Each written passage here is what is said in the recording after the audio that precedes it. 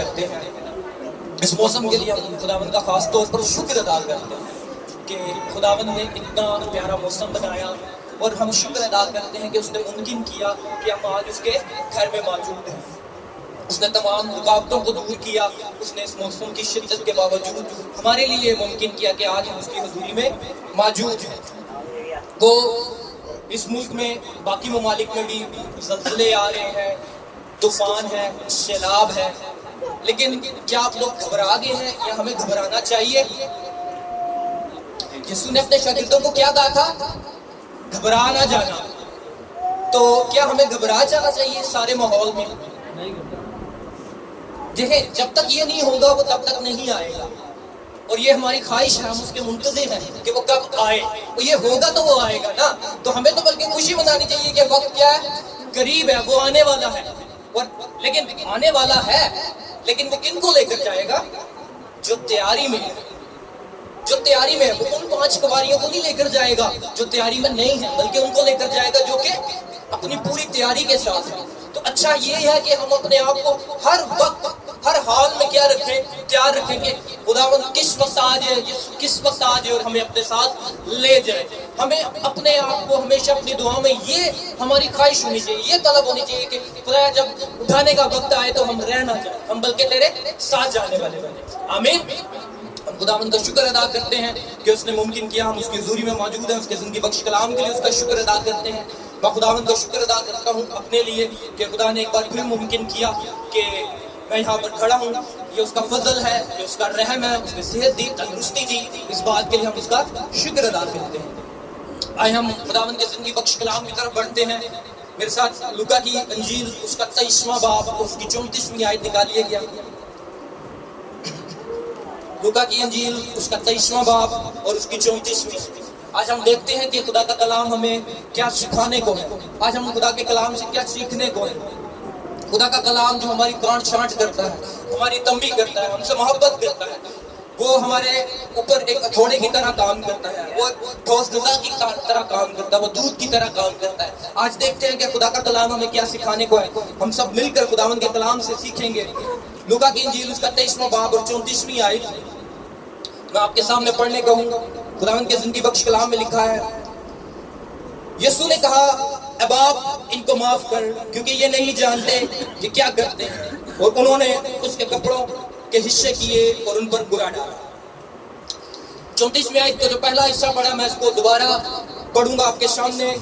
یسوع نے کہا، اے باپ ان کو معاف کر، کیونکہ یہ نہیں جانتے کہ کیا کرتے ہیں۔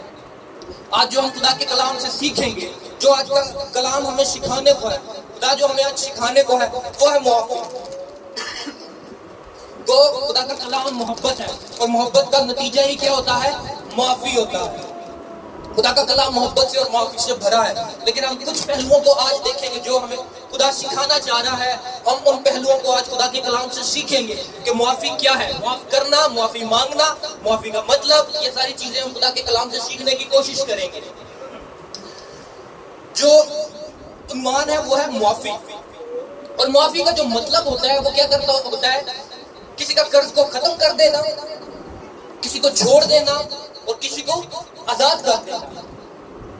کسی نے آپ کا قرضہ دینا ہے یا آپ نے کسی کا دینا ہے، وہ آپ کے قرضے کو ختم کر دے، یا آپ کو کسی قید سے آزاد کر دے، یا آپ کو چھوڑ دے کسی غلامی سے، یہ کیا ہوتا ہے؟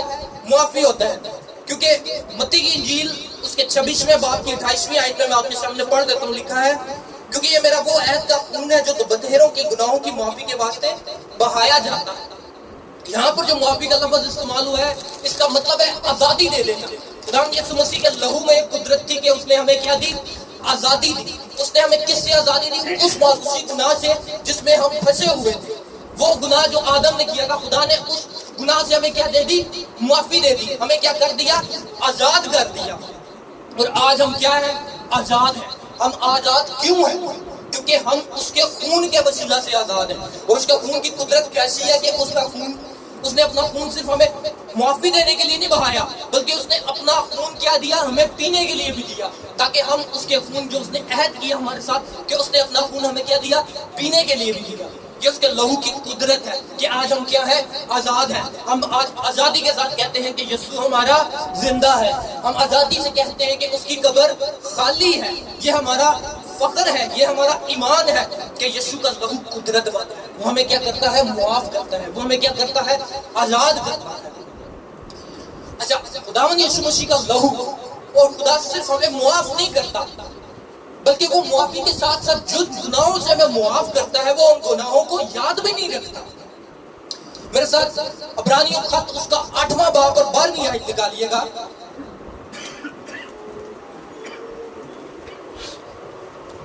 عبرانیوں کا خط اس کا 8واں باب اور 12ویں آیت. کس طور سے ہم سیکھ رہے ہیں کہ خداوند کا لہو, خدا ہمیں کیا کرتا ہے؟ معاف کرتا ہے. اور اس وقت صرف ہمیں معاف نہیں کرتا بلکہ کیا کرتا ہے؟ ہمارے گناہوں کو جن سے وہ معاف کرتا ہے ان کو وہ یاد بھی نہیں رکھتا.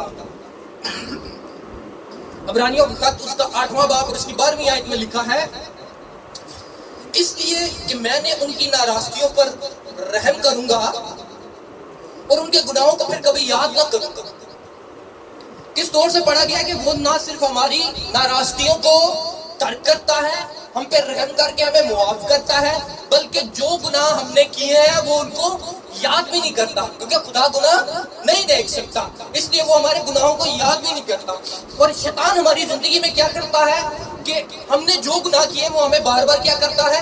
ان گناہوں کو یاد کرواتا رہتا ہے کہ ہم نے یہ بھی کیا تھا, ہم نے یہ کیا تھا, اور وہ چیز ہمارے اندر ایک گلٹی پیدا کرتی ہے, یہ چیز پیدا کرتی ہے کہ ہم خدا کی حضوری میں جانے کے قابل نہیں ہیں.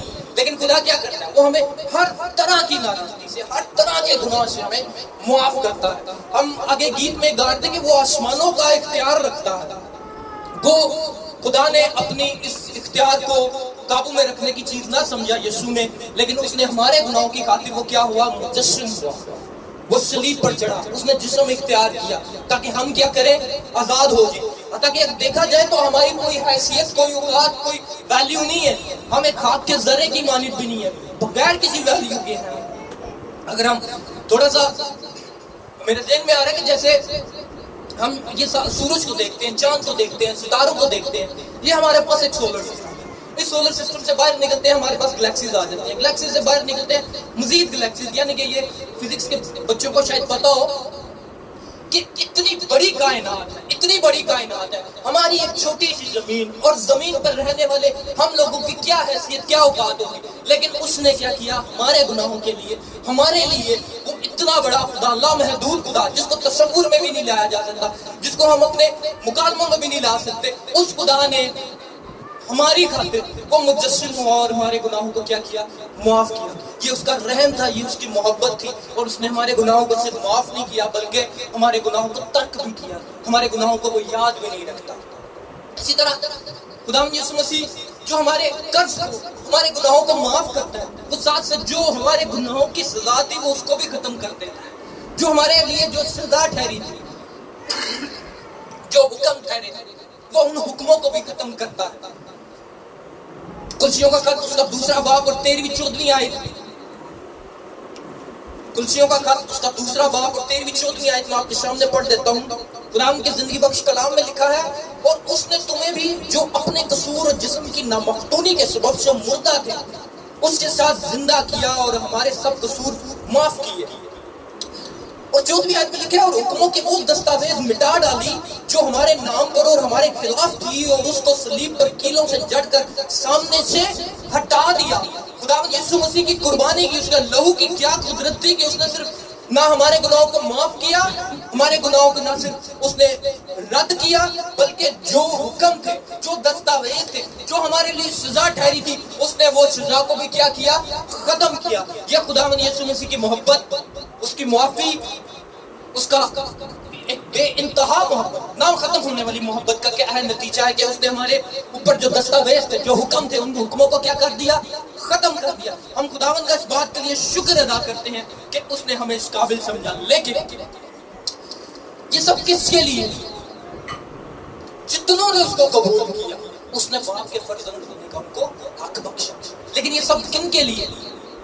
جو اس کو قبول کرتے ہیں, جو اس کو حقیقی طور پر اپنا نجات دہندہ مانتے ہیں, جو اس بات کو قبول کرتے ہیں کہ وہ ہمارا نجات دہندہ, وہ جو قبول کرتے ہیں کہ یسوع جو خدا جو مجسم ہوا، جو یسوع جو خدا کا بیٹا ہے، اس بات کو جو تسلیم کرتے ہیں، اس ایمان کو جو اپنی زندگی میں لیتے ہیں اور اپنے توبہ کر کے اپنے گناہوں کو دوبارہ نہیں کرتے، خدا یسوع مسیح کی یہ قدرت، یہ محبت، یہ معافی صرف ان کے لیے۔ ہمیں یہ دیکھنا ہے کہ ہم کس جگہ پر ہیں۔ ہم نے سیکھ رہے ہیں معافی کے بارے میں، ہم نے اس معافی کے بارے میں تو سیکھ لیا جو کہ اللہ محدود ہے، جو اس محدود محبت کے نتیجے میں ہمیں ملی، لیکن اس سارے چیزوں کو سیکھتے ہوئے اب ہماری ذمہ داری کیا ہے؟ ہم نے دوسروں کو معاف کرنا، ہم نے دوسروں سے معافی مانگنی ہے۔ جب شاگرد خدا یسوع مسیح سے شاگردوں نے کہا کہ ہمیں دعا کرنا سکھا، تو خدا یسوع مسیح نے کس طرح دعا کرنا سکھائی؟ اے ہمارے باپ تو جو آسمان پر ہے، تیرا نام پاک مانا جائے، تیری بادشاہی آئے، جیسے آسمان پہ پوری ہوتی ہے زمین پر بھی ہو، ہمارے روز کی روٹی آج ہمیں دے، اور جس طرح یہاں پر کیا کہا؟ اور جس طرح ہم دوسروں کے قصور معاف کرتے ہیں تو بھی ہمارے قصور معاف کر۔ کیا ہم دوسروں کے قصور معاف کرتے ہیں؟ ہمیں اپنے آپ کو یہاں پر یہ سیکھنے کی ضرورت ہے۔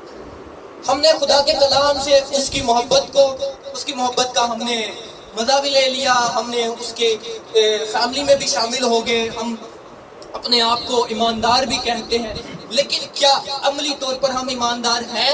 کیا عملی طور پر ہمارا مزاج خدا جیسا ہے؟ خدا نے ہمیں کس طرح بنایا؟ اپنی شبیہ پر، اور اس کی شبیہ پر اس کی خصوصیات جو ہمارے اندر ہیں، کیا وہ ہم ان کا اطلاق کرتے ہیں؟ خدا نے آدم اور حوا نے گناہ کیا، خدا نے معاف کیا، ان کی معافی کے لیے اپنا بیٹا بخشا، ان کے گناہوں کا ترک کیا، بیٹے کا لہو دیا۔ کیا ہم کسی کے قصور کو معاف کرتے ہیں؟ یا ہم نے کسی کا قصور کیا ہو، کیا ہم اپنے اندر یہ جرأت رکھتے ہیں کہ ہم ان سے معافی مانگ لیں؟ میرے ساتھ کلسیوں کے خط میں ہم رہیں گے، اس کا 3 باب اور 13ویں آیت ہم دیکھیں گے۔ کلسیوں کا خط اس کا 3 باب اور 13ویں آیت، خداوند کے زندگی بخش کلام میں لکھا ہے، اگر کسی کو دوسرے کی شکایت ہو تو ایک دوسرے کی برداشت کرے اور ایک دوسرے کے قصور معاف کرے، جیسے خداوند نے تمہارے قصور معاف کیے ویسے ہی تم بھی کرو۔ ہمیں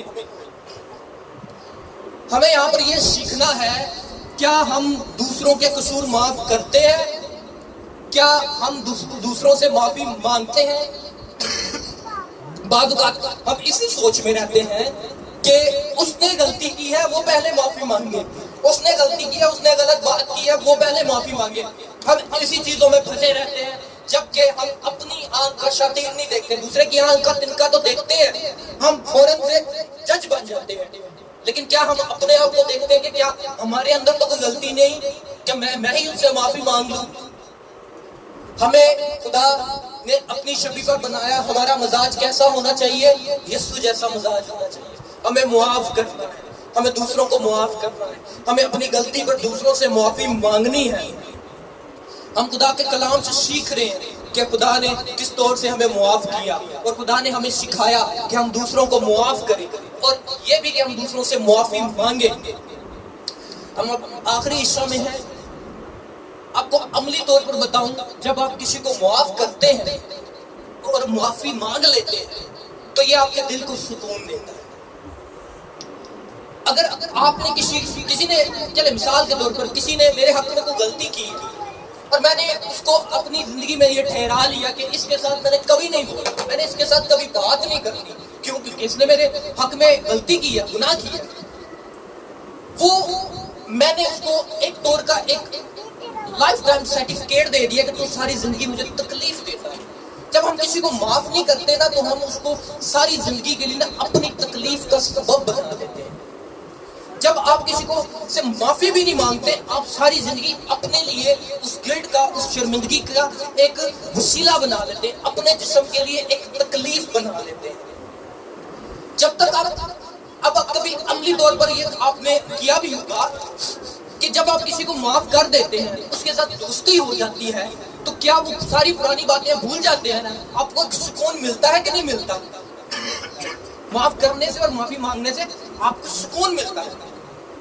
میرے ساتھ امثال کی کتاب اس کا 14واں باب نکالیے گا, اور اگر آپ میں سے کوئی میری مدد کر دے پڑھنے میں, امثال کی کتاب اس کا 14واں باب اور اس کی 30ویں آیت.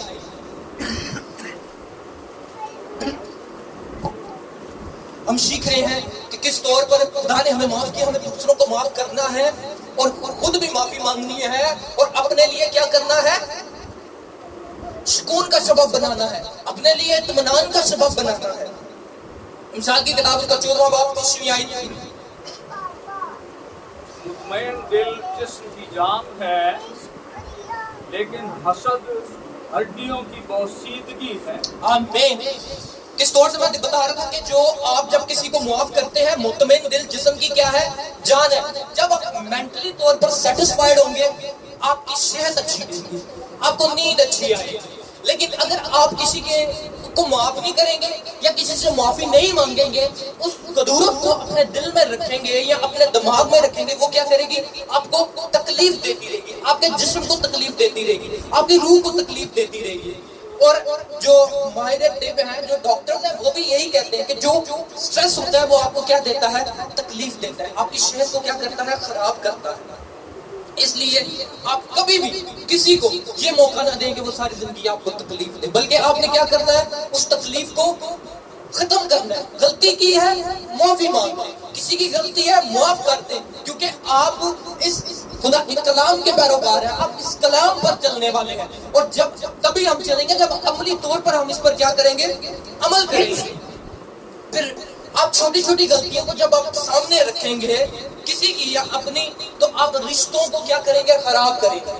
آپ چھوٹی چھوٹی غلطیوں کو نظر انداز کرنا شروع کریں. چھوٹی چھوٹی غلطیاں کیا کرتی ہیں, وہ بڑے رشتوں کو کیا کر دیتی ہیں, خراب کر دیتی ہیں. اسی طور سے جب آپ کسی سے معافی مانگتے ہیں یا کسی کو معاف کر دیتے ہیں, تو آپ اپنے بچوں کے لیے, آنے والی نسل کے لیے ایک سیکھ پیدا کرتے ہیں. آپ اپنے بچوں کو سکھاتے ہیں کہ معاف کرنا اچھی بات ہے. کیوں؟ کیونکہ خدا نے ہمیں معاف کیا ہے. معافی مانگنا اچھی بات ہے, کیونکہ یہ ہمارے لیے کیا ہے, آزادی, یہ ہمارے لیے کیا ہے, ذہنی اطمینان, یہ ہمارے لیے کیا ہے, ذہنی سکون ہے. ایک دنیاوی مثال میرے ذہن میں آ رہی ہے. میں آفس میں میرے ایک سینئر تھے, وہ کراچی سے, وہ بڑی پیاری باتیں کرتے تھے, مذاق بھی کرتے تھے. وہ مجھے کہتے ہیں کہ ماجد میں کبھی کسی سے دشمنی نہیں کرتا, میں اپنے دشمنوں کو مار ڈالتا ہوں, میں ختم کر دیتا ہوں. میں نے کہا جی کیسے, میں نے کہا سب کیسے کرتے ہیں. میں نے ہنس کر دیا. کہتا یار میں اس سے دوستی نہ کرتا. کہتا جب میں دوستی کر لیتا ہوں نا, دشمنی ختم, دشمن ختم, ذہن کو سکون, دل کو سکون.